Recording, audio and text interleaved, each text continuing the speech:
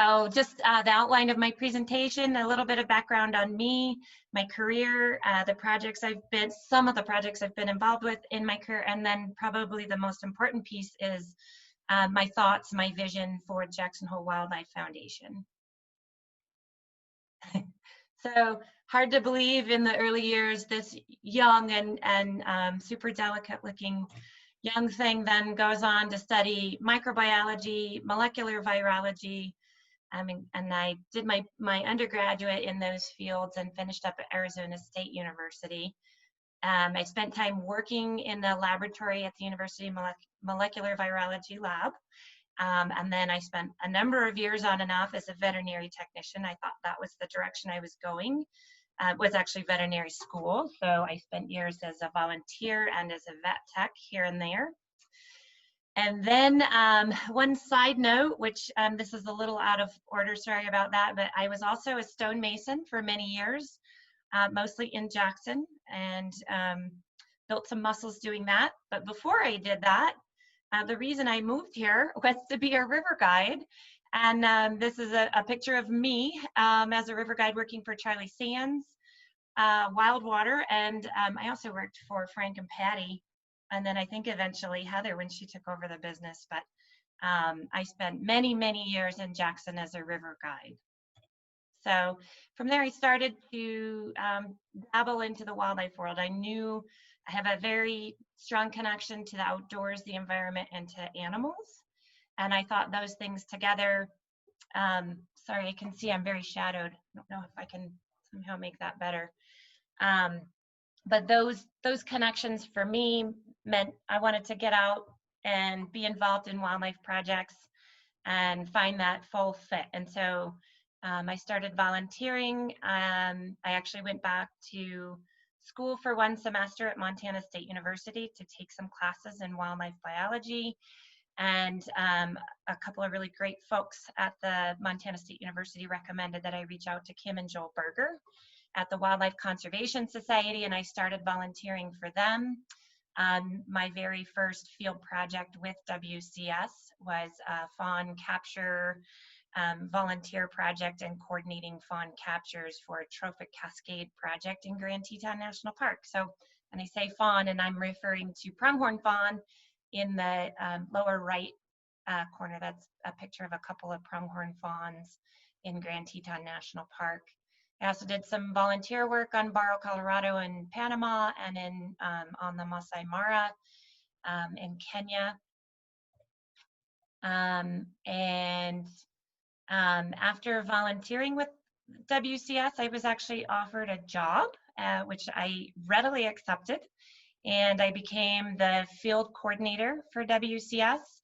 I worked on Joel Berger's moose ecology project in Jackson Hole for a couple of years, and I worked with the team both on Kim's graduate work, again, trophic cascades, wolves, coyotes, and pronghorn, and started to dabble in long distance migration and look at pronghorn on their winter range, which for us means pronghorn in the gas fields to the south outside of Pinedale, Wyoming.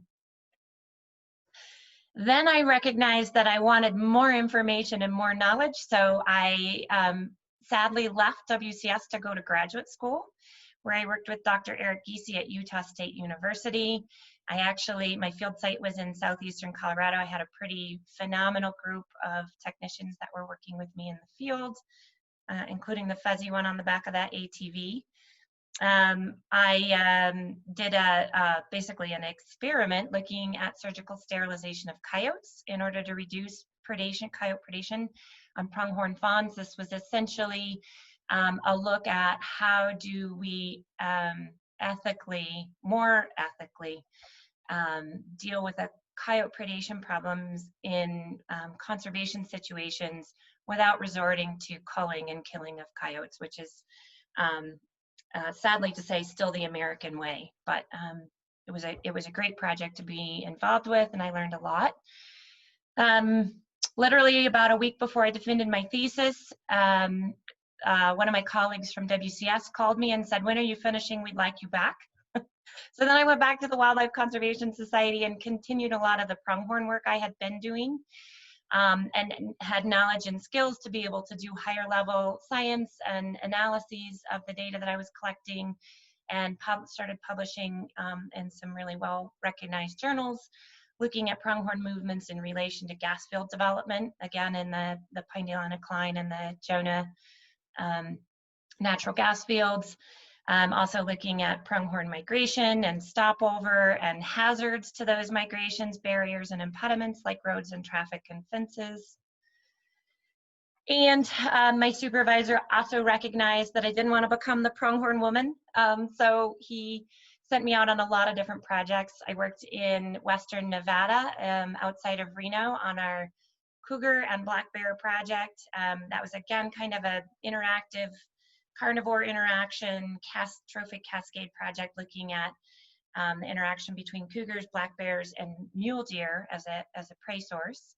So that was super fun. I also worked with Bob Inman on WCS's Wolverine projects. I led a crew of 23 volunteers in the Tetons to collect non-invasive samples from Wolverine and catch photographs of Wolverine in the Tetons. And a whole lot of other stuff, but trying to stay high level. I did really start to study and understand road ecology in its infancy as a field, but I was doing that at the Wildlife Conservation Society, both with pronghorn in western Wyoming, as well as pronghorn, elk, and moose in eastern Idaho. And this is actually from our US 20 project in eastern Idaho. Interesting. Let's see. Can you see my mouse, my cursor moving around, making circles on the screen? Yes, I see a nod. So the blue diamonds over here are pronghorn, red and pink locations over here are GPS locations for moose and elk. This is 3 years worth of data, and this is Interstate 15. You notice from all those data, I can't remember the numbers, but we had a lot of radio collars out on these critters. One elk crossed the interstate in two different 3-year studies. So that was pretty eye-opening to me. There's also issues with barriers with US 20, and that's what that study was about, was looking at how we might mitigate problem areas along our highways and interstates. Then I started to kind of take the reins on a behavioral study looking at pronghorn as the Trappers Point crossing structures were being built. And I think if this all goes well, yeah, so hopefully that video is running on your end as well. The video was taken before any of the wildlife structures were put in over Highway 191 outside of Pinedale.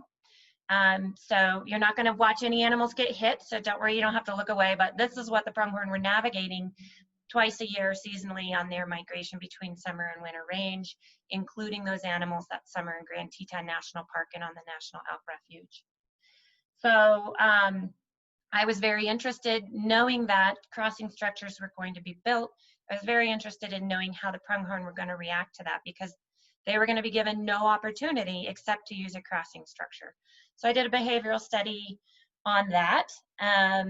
And you can see in the lower left picture here, that's actually the Trappers Point overpass. That was a super huge success, put together with a whole lot of wonderful partners, agencies, game and fish, transportation, federal highways, and it made a huge difference in survival rates and in wildlife vehicle collisions for our wildlife moving across Highway 191. I also tossed up there in the upper left, I had the opportunity to co-author an op-ed article about road ecology, and actually kind of featured the work I was doing in Trappers Point.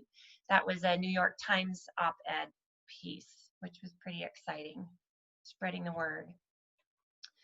I also led an effort to create an interpretive site just about a quarter of a mile from the Trappers Point overpass. That interpretive site has beautiful artistic interpretation of the need, the science, and the crossing structures that were built. That interpretive site also includes a spotting scope from the site that's pointed right at the overpass. So if you're there during migration, you should be able to see critters going over the overpass. That effort also included installation of a web camera on top of the overpass so that anybody could log in and watch animals crossing on the overpass. The Idaho Department of Fish and Game in 2017 created a brand new position called Transportation Specialist. And this was a great opportunity for me as a budding road ecologist to work more directly, more hands-on and management oriented with road ecology. And I became Fish and Game's first transportation specialist. And I did that job for 3 years. Essentially, as I was originally described, I was the liaison between Fish and Game and the transportation agencies, and I worked around the state. I was lucky to be able to work on many very successful partnerships moving towards mitigating highways and traffic for greater permeability for our wildlife to get across roads. I was also very involved in protection of migration in the state, just as in general, and working at a higher level in terms of state. Idaho doesn't have any state legislation for protecting corridors, but just working towards protection of migration routes for big game in that state. Let's see, so then, just about 6 weeks ago, well, longer ago than that, I accepted a pretty amazing job offer, as we spoke about when I first started talking, with the Jackson Hole Wildlife Foundation. I started April 14th and have hit the ground running. Fortunately for me and for the foundation and for the community, John Mobach, my predecessor, actually was able to remain for a duration and pass on some really good firsthand knowledge. And we are working together to sort of reshuffle a little bit in terms of who's in charge of what pieces at the Jackson Hole Wildlife Foundation. I am obviously sticking with the responsibility of our Give Wildlife a Break program. Kyle Kissick, our communications manager, is taking the lead for our Wildlife Friendlier Fences program. And Kate, amongst all the other hats she wears, is continuing her leadership with our citizen science program, Nature Mapping Jackson Hole. And then, of course, we all sort of dabble into each other's realms and worlds in that regard. I've spent a lot of time since I came on board doing outreach, both with partners, or I should say not just both, but with partners, with supporters, with volunteers, with fence team folks, and anybody who is interested in having my ear, chatting about conservation and chatting about the Wildlife Foundation. I am available to continue to chat. And in addition to continuing all the good stuff John was doing, I came to the Wildlife Foundation with a vision of what I wanted to do for growth for the foundation. Since I've been here, I've discovered that John already had the foundation growing in that direction. So while it's exciting to talk about a new vision, I'm not talking about anything big changes or anything earth-shattering. My vision is very much similar to John's, and I'd like to continue that trajectory. John had developed a concept of wildlife-friendly landscapes, which really umbrellas our 3 main programs quite nicely. Those all fit under the vision of a landscape. John had been working on reaching outside of Teton County, Wyoming, into Teton County, Idaho, with both the Give Wildlife a Break program and with Nature Mapping Jackson Hole. He's also been reaching into Sublette County with Wildlife Friendlier Fencing program. And so we'll be continuing those efforts. We may be even extending into counties into the north and northeast as we see fit and as we have capacity. So while we're expanding that geographic impact area beyond just Teton County, we'll need to increase our capacity to be able to do that, because the 3 of us together, that's a lot to think about geographically, continuing that geographic expansion. The reason, the logic, and John and I share this logic, as do Kate and Kyle, but our main logic behind this extended work and bringing in other communities into what we do is the fact that that I don't know if you want to call it old cliche, but the realization and recognition that wildlife do not have boundaries in the same regards that we do.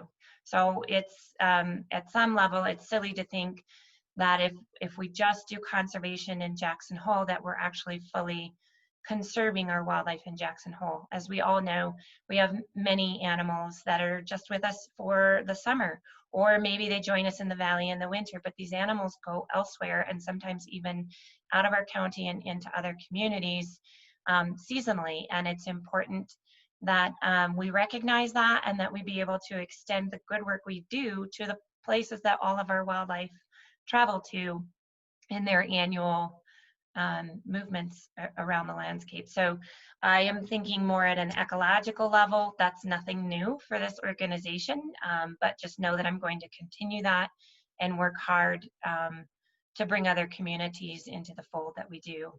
I'd like to also enhance the science scaffold supporting our work, things like monitoring our fence projects, things that we've already been doing, but I'd like to do it at a slightly larger scale so that we can look back and say, yes, where we spent our money and our time, we made a difference.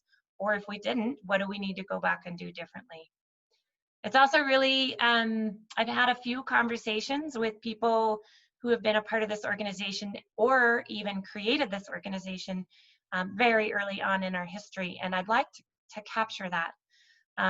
That's a huge and daunting task, and that's going to take a long time. But I think it's important for us to do that both in recognition of our roots, in recognition of our community, and in for giving us the ability to, again, be able to reflect back and see where things have worked well and where we may need to change some of the ways that we've done things, or even just go out and do a minor modification to a project we've worked on. But I think documenting our history is a great first step in doing that. So I'm actually going to stop sharing my screen and